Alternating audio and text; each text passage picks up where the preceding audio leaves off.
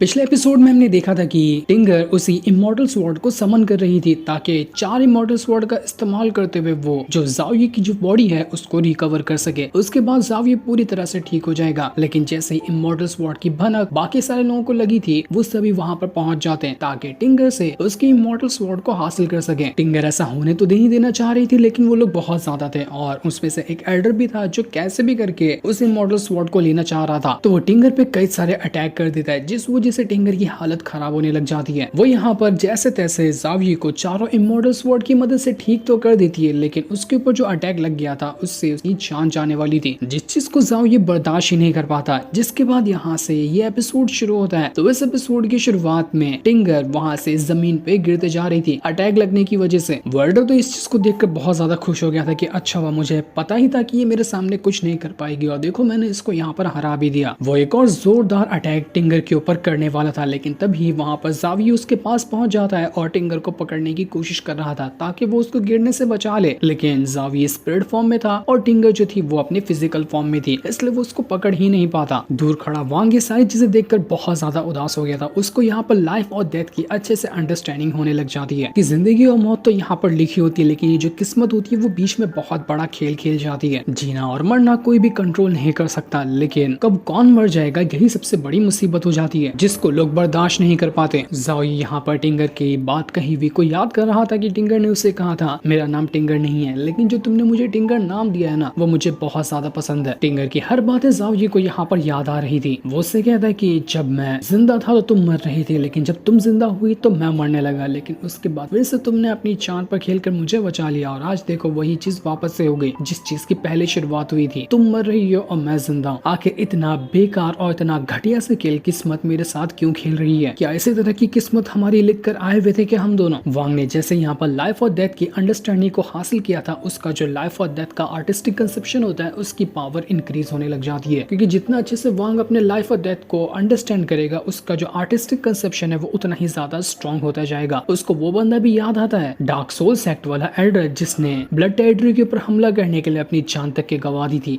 वांग इसी चीज की अंडरस्टैंडिंग हासिल करते हुए अपने स्पिरिचुअल वर्ल्ड में पहुंच चुका था और वो वहां पर कह रहा होता है कि मरने के बाद ही तो रीइंकार्नेशन का प्रोसेस शुरू होता है। मरना सफर का अंत नहीं होता, उसके बाद ही एक नए सफर की शुरुआत होती है। लेकिन उस सफर पे जाने के लिए सबसे बड़ी कुर्बानी यही देनी पड़ती है कि खुद की जान देना होता है। उसके बाद ही कोई इंसान नए सफर पे जा सकता है, लेकिन यही चीज जो है जो सबके लिए बहुत बड़ी मुसीबत हो जाती है, जिसको हर कोई इंसान इतना आसानी से तो बर्दाश्त नहीं कर सकता। वांग की धीरे धीरे करते हुए पावर भी इंक्रीज होने लग गई थी। उसका आर्टिस्टिक कंसेप्शन पहले से भी स्ट्रॉन्ग हो चुका था। मतलब ऐसा समझ लो कि उसके आर्टिस्टिक कंसेप्शन का एक बार ब्रेक थ्रू हो गया। आर्टिस्टिक कंसेप्शन का जो उसका रिंग है उसमें से जो ब्लैक पावर निकलती है वो डेथ को दिखाती है और व्हाइट वाली जो पावर है वो लाइफ को दिखाती है, और ये पूरा एक रिंग बनता है लाइफ और डेथ का। इसी को कहते हैं लाइफ और डेथ का आर्टिस्टिक कंसेप्शन, जिसको वांग ने सीखा है और उसकी अंडरस्टैंडिंग धीरे धीरे करते हुए वो और अच्छी करते जा रहा है। वो डीमन वहां पर खड़ा खड़ा सारी चीजें देख रहा था, उसको समझ ही नहीं आता कि ये किस तरह का आर्टिस्टिक कंसेप्शन है। ऐसा आर्टिस्टिक कंसेप्शन मैंने अपनी लाइफ में कभी नहीं देखा था। आखिर ये वांग कर तो कर क्या रहा है? वांग यहाँ पर कह रहा था कि मेरे ही आर्टिस्टिक कंसेप्शन का ब्रेक थ्रू हो गया। मैं यहाँ पर अब एक हिसाब से अपनी कल्टीवेशन पावर को भी ब्रेक थ्रू करने के आखिरी स्टेप पे पहुंच चुका हूँ। आर्टिस्टिक कंसेप्शन का ब्रेक थ्रू होना मतलब कि कल्टीवेशन पावर का ब्रेक थ्रू भी बहुत जल्द हो जाए। उसके बाद अगर रेड बटरफ्लाई भी मेरे सामने आ जाती है तो मुझे कोई फर्क नहीं पड़ने वाला, मैं आसानी से उसकी जान ले लूंगा। वहीं वो जो एल्डर था वो ज़ाविये से कहता है कि तेरी टिंगर तो मर गई तो तू यहाँ पर अचार डाल रहे क्या? रुक, मैं तुझे भी मार देता हूँ। चारों स्वॉर्ड की तेरे पास पावर गई ना, तुझे मारकर वो सारी पावर छीन लूंगा। सबसे पहले तो वो टिंगर के बाद जो अभी भी हाल फिलहाल एक स्वॉर्ड मौजूद थी वो उसको छीनने की कोशिश करता है, लेकिन ज़ाविये के सबर का बांध अब टूट चुका था। वो बहुत ज्यादा भड़क चुका था। तो जैसे ही एल्डर की पाम टेक्निक जो थी वो टिंगर को पकड़कर उसकी स्वॉर्ड छीनती कि वहां पर ज़ाविये पहुंच जाता है और वो अपनी ड्रैगन स्पिरिट के साथ आया हुआ था। जो भी इमॉर्टल स्वॉर्ड की पावर होती है वो ड्रैगन स्पिरिट के फॉर्म में होती है, और अब ज़ाविये भी समझो कि एक 4 में से इमॉर्टल स्वॉर्ड की तरह बन चुका है। तो उसके पास भी वही इमॉर्टल स्वॉर्ड वाली ड्रैगन स्पिरिट पहुंच चुकी थी। वो पूरे गुस्से के साथ एल्डर से कह रहा था कि एल्डर तू मरेगा, तूने बहुत बड़ी गलती कर दी टिंगर के साथ ऐसा करके, तुझे बहुत बुरी मौत मारूंगा मैं। वो यहाँ पर अपनी कई सारी स्वॉर्ड के डुप्लीकेट बना लेता है जो कि इमॉर्टल स्वॉर्ड के ही डुप्लीकेट थे, और उन सभी को वो रेडी कर रहा था एल्डर की जान लेने के लिए। उसके अंदर से ऑरा ही इतना ज्यादा निकल रहा था कि वांग और डीमन भी वहां पर खड़े नहीं हो पाते। इतना खतरनाक वो ऑरा था जो इनको भी यहाँ से उड़ाकर दूर फेंक सकता था। आसपास की हर चीज बिल्कुल तहस नहस होने लग जाती है। एल्डर ज़ाविये से कहता है कि तुझ जैसा कीड़ा भी यहाँ पर आया मुझे मुकाबला करने के लिए, मुझसे मुझे चैलेंज करने के लिए लिए तुझे तेरी औकात दिखानी पड़ेगी। वो ज़ाओयी के ऊपर एक बहुत ही ज्यादा स्ट्रॉन्ग अटैक कर देता है, लेकिन ज़ाओयी अपनी पावर का इस्तेमाल करते हुए उसके अटैक को डिस्ट्रॉय कर देता है, जिस वजह से ज़ाओयी की हालत खराब हो चुकी थी। लेकिन फिर भी उसने यहाँ पर एल्डर के अटैक को रोक दिया था। एल्डर को समझ नहीं आता कि आखिर इस ज़ाओयी का कल्टीवेशन लेवल क्या है, ये बहुत ज्यादा खतरनाक लग रहा है, इसने मेरे अटैक को इतनी आसानी से तोड़ दिया। वो जिस भी तरह के अटैक करता, ज़ाओयी उसके एक के बाद एक करते हुए सारे अटैक को रोक देता। ज़ाओयी की भी हालत खराब हो रही थी, लेकिन उसके अंदर जोश चढ़ा हुआ था, तो वो ऐसे शांत नहीं बैठने वाला। उसके पास जितने भी अटैक होते हैं वो सारे अटैक का इस्तेमाल उस एल्डर के ऊपर कर देता है। एल्डर को भी धीरे धीरे करते हुए लगने लग गया था कि शायद मैं यहाँ पर इस चीज को ज्यादा टाइम तक के हैंडल नहीं कर पाऊंगा। ज़ाओयी एकदम पगला गया है, जो मुझे कैसे भी करके मारने की कोशिश कर रहा है। मेरा एक भी अटैक इसके ऊपर कोई असर ही नहीं कर पा रहा, इसलिए सबसे बेस्ट चांस है यहाँ पर खुद को बचाने का कि मैं यहाँ से भाग जाऊं। तो वो फट से यहाँ पर कुछ टाइम के लिए ज़ाओयी का ध्यान भटकाता है और वहां से भागने की कोशिश करता है। लेकिन ज़ाओयी कहता है कि तूने टिंगर के साथ ऐसा काम किया और उसके बाद तू सोच रहा है कि तू यहाँ से जिंदा वापस जाएगा, सपने में भी नहीं, मैं तुझे यहाँ से जिंदा जाने दूंगा ही नहीं। दोनों एक दूसरे का पीछा करते हुए वहां से बहुत दूर जाकर निकल चुके थे, मानो कि वो यहाँ से टेलीपोर्ट होकर किसी और वर्ल्ड में पहुंच गए और यहाँ पर सिर्फ अकेली रह जाती है टिंगर, जिसकी शायद से वहां पर लाश पड़ी हुई थी। जितने भी लोग यहाँ मौजूद थे वो सभी टिंगर को घेर लेते, क्योंकि अब वो लाश बन चुकी है तो वो किसी का कुछ नहीं कर सकती। वांग को यहाँ पर ये चीज याद आती है कि उसने ज़ाओयी से वादा कर लिया था कि वो टिंगर को प्रोटेक्ट करेगा और हर 1000 साल के लिए उसको इमॉर्टल जेड लाके देगा ताकि उसकी बॉडी सही सलामत रहे। तो वांग की जिम्मेदारी बनती है कि वो यहाँ पर जाकर टिंगर को बचाए इन लोगों से, वरना ये लोग यहाँ पर टिंगर को मार भी सकते हैं। तो वांग फटाक से वहां पर वही पगोड़ा बाहर निकालता है जिसके अंदर टिंगर रहा करती थी, और वो टिंगर को दोबारा से उसी पगोड़ा के अंदर डाल देता है ताकि कोई और यहाँ पर टिंगर के साथ कुछ और ना कर दे। वो सोल तो काफी ज्यादा खुश हो चुका था कि अरे वाह, ये तो बड़ी कमाल की चीज आपने यहाँ पर लाई है, मजा ही आ गया इस टिंगर को देखकर, बहुत ज्यादा स्ट्रॉन्ग है ये। लेकिन जैसे ही वांग ने उस टिंगर को पगोड़ा के अंदर डाला था, सारे के सारे लोग भड़क जाते हैं, क्योंकि वो लोग टिंगर के